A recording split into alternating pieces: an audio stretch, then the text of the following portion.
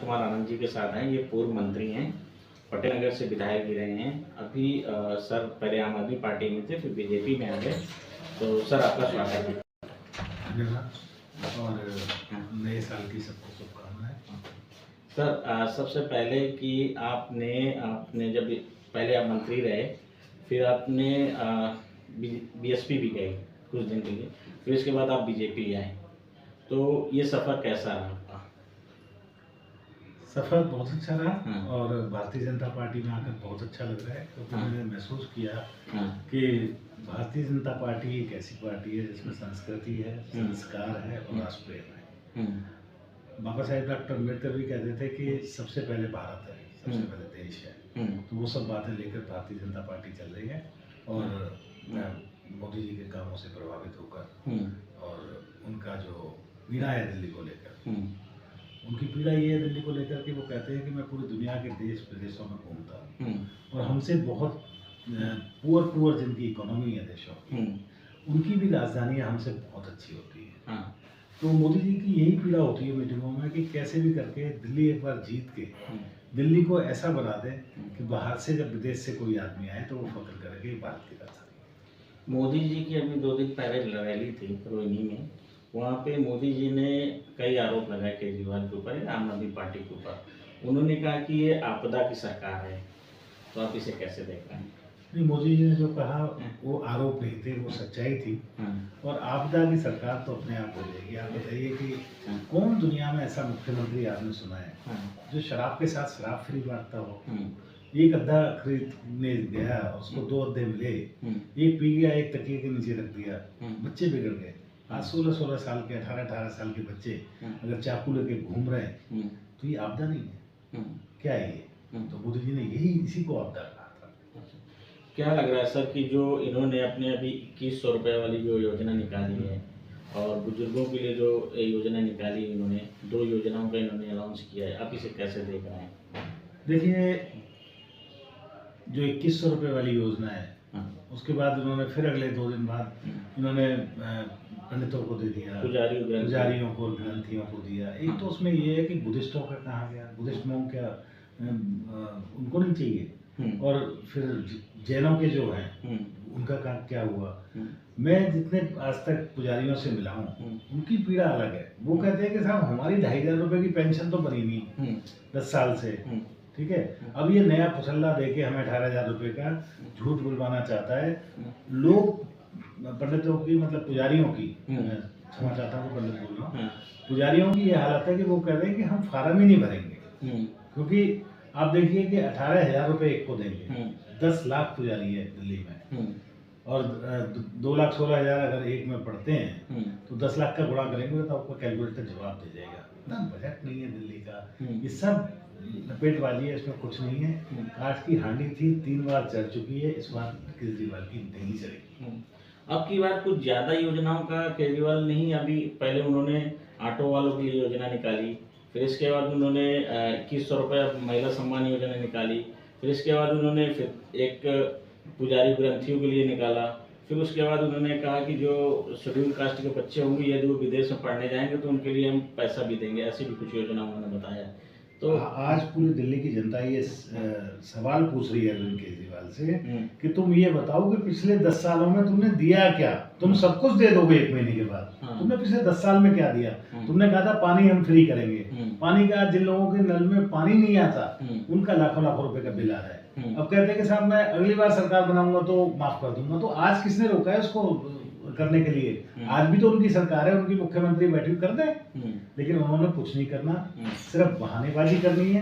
काम करने के नाम पे बहानेबाजी और वायदे, 2 ही हैं। इसको 2 शब्दों में अगर अरविंद केजरीवाल जी के बारे में बोला जाए तो वो यही है कि बहानेबाजी करते हैं और वायदेबाजी करते हैं, जिसकी बात में बात है। क्या लग रहा है सर, यदि अब की बार आप यहाँ से विधायकी जीतते हैं और बीजेपी की यहाँ पे सरकार आती है तो क्या क्या आप काम करवाएंगे जो काम रह गए हैं? देखिए, मैंने जो सौगात दी है, पिछली बार मैंने पटेल नगर के लोगों से कर्जा लिया था वोट का कि भाई मुझे वोट दो, और लोगों ने बहुत प्यार दिया, सम्मान दिया, वोट दिए, मुझे विधायक बनाया।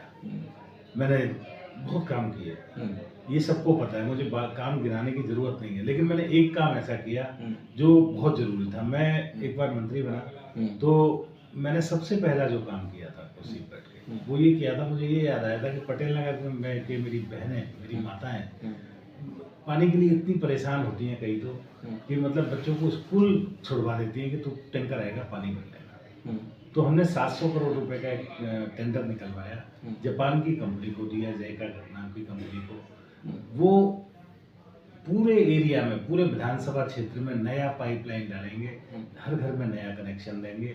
और एक यूजीआर है जखीरा के पास, उस यूजीआर का इनोवेशन करा के ये सब काम होगा। हर घर में मीठा जल, स्वच्छ जल, भरपूर मात्रा में जल मिलेगा। ये काम मैंने अपने मंत्री बनने पे पिछले कार्यकाल में किया, लेकिन मैंने जब इस्तीफा दिया तो अरविंद केजरीवाल ने उसको रुकवा दिया। हालांकि मैं एलजी साहब के चक्कर लगा रहा तो उसको दोबारा चालू करा दिया है। मैं जैसे ही आऊँगा विधायक बनते ही उसको 6 महीने में पूरा करा दूंगा, हर घर में जल मिलेगा। और आने वाले टाइम में मैं पटेल नगर के यहाँ दूसरी समस्या क्या है, यहाँ समस्या है सीवर की। तो सीवर की लाइनों का भी मैंने एस्टीमेट दिया था, लेकिन तब तक उनका, क्योंकि जब मैं अरविंद केजरीवाल जी से ये बात करता था कि दिल्ली में विकास की ज़रूरत है, पटेल नगर में सीवरों की ज़रूरत है, पानी की ज़रूरत है, वो प्रचार की बातें करते थे। वो कहते थे हमें मध्य प्रदेश में चुनाव लड़ना है, वो जरूरी है, वहाँ जाके संभालो। मैं कहता था मुझे लोगों ने यहाँ से विधायक बनाया, मैं विधायक नहीं बनता तो मंत्री नहीं बनता, कुछ भी नहीं होता, मुझे पटेल नगर के काम करने। लेकिन वो कहते थे नहीं, अब हमें गोवा में इलेक्शन लड़ना है। तो ये सब हमारे उनके बीच में थी। हम इस बार बनते ही सबसे पहले सारे सीवर चेंज कराएंगे। जितने बिजली के तारों का जाल फैला हुआ है, बच्चों के सरों पे, बड़ों के सरों पे, छज्जे में निकलना भारी है, उन तारों को ठीक कराएंगे। बहुत सारे काम करेंगे। और केंद्र की सरकार और राज्य की सरकार एक होगी जब दिल्ली में सरकार बनेगी भारतीय जनता पार्टी की, तो दिल्ली अपराध मुक्त हो जाएगी। जैसे यूपी में 5 साल पहले की यूपी और आज की यूपी में जो फर्क दिखता है आपको, वैसे दिल्ली में दिखाई देगा सब। लेकिन बीजेपी वाले कह रहे हैं कि सर जो अपराध का काम है, ये जो मंत्रालय है, मतलब जो कानून व्यवस्था है, ये तो जो आम आदमी पार्टी वाले कह रहे हैं ये तो बीजेपी के हाथ में है, गृह मंत्रालय। सर आप एक काम करिए, आप तो पत्रकार हैं इतने बड़े, आप उनके पास चले जाइए, केजरीवाल जी के पास, पूछिए कि दिल्ली में सर्दी बहुत बढ़ रही है, लोगों को खांसी बहुत हो रही है, वो कहेंगे एलजी जिम्मेदार है, क्योंकि उन्हें बहानेबाजी के अलावा कोई काम नहीं है। और पहले शीला दीक्षित भी तो काम करती थी इसी दिल्ली में, 10 साल उन्होंने शासन किया था अरविंद केजरीवाल से पहले, तब तो उन्होंने एक दिन भी बहाने नहीं मारा। तब भी भारतीय जनता पार्टी की भी सरकार रही थी कुछ दिनों के लिए केंद्र में, तब तो कोई टसल नहीं होता था। इन्होंने खुद टसल पैदा किया है, इन्होंने खुद नफरत के बीज बोए और आपको काटने का समय किया। आतिशी जी कल प्रेस कॉन्फ्रेंस करके रो रही थी, और आतिशी जी को इन्होंने, अरविंद केजरीवाल ने कहा कि ये टेम्परेरी सीएम है, और बीजेपी के किसी एक विधायक कैंडिडेट ने कुछ उन्हें, उनके मम्मी पापा को कुछ कहा, तो वो आपके पास बयान आया होगा, उसको आप कैसे देख रहे हैं? देखिए, व्यक्तिगत बातें तो किसी की नहीं करनी चाहिए, तो मैं मानता हूँ। मुख्यमंत्री होने से पहले वो एक महिला है और महिलाओं का सम्मान जरूरी है, लेकिन अफसोस की बात है कि हमारा मुख्यमंत्री ये महिलाओं का सम्मान करना भूल जाता है। वो भूल जाता है कि जिस जनता का पैसा खाकर उसने शीश महल बनाया, उसी शीश महल में अपने ही सांसद को अपने आदमी से पिटवा रहे हैं। तो इस महिलाओं का सम्मान होना बहुत जरूरी है, लेकिन हमारे मुख्यमंत्री को इन सब चीज़ों की कोई परवाह नहीं कि महिलाओं का सम्मान करना है नहीं करना। वो बातें करते हैं कि महिला सम्मान में हम 1000 रुपये देंगे, एक को नहीं दिया। पंजाब में 2.5 साल पहले कहा था 1000 रुपये मिलेंगे, एक बच्चे को किसी को नहीं मिला। पंजाब से महिलाओं ने दिल्ली में आके प्रदर्शन किया, 1 रुपया नहीं मिला।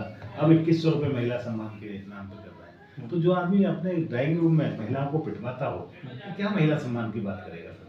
कुछ नहीं है, इससे कुछ नहीं।